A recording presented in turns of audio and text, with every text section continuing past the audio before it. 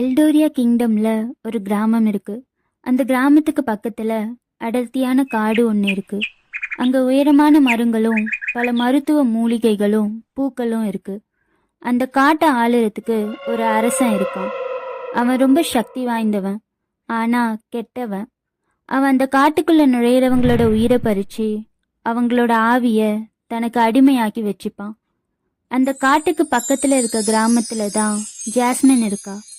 அந்த ஊர்ல யாருக்கு காய்ச்சல் நோய் வந்தாலும் அது ஜாஸ்மின் தான் குணப்படுத்துவா. அவளுக்கு எல்லா மூலிகைகள் பத்தியும் தெரியும். ஒரு நாள் அவளோட தம்பி ஒரு கடுமையான நோயால பாதிக்கப்பட்டு படுத்த படுக்கை ஆயிடுறான்.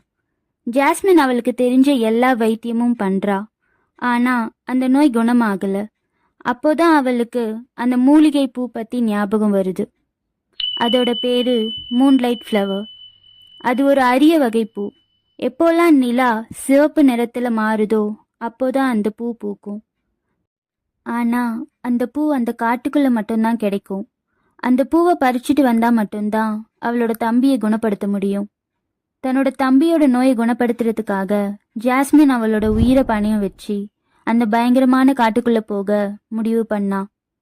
ஜாஸ்மின் அந்த மூலிகை பூவை பறிச்சாலா? அவளுக்கு என்ன ஆச்சுன்னு அடுத்த பகுதியில் பார்ப்போம்.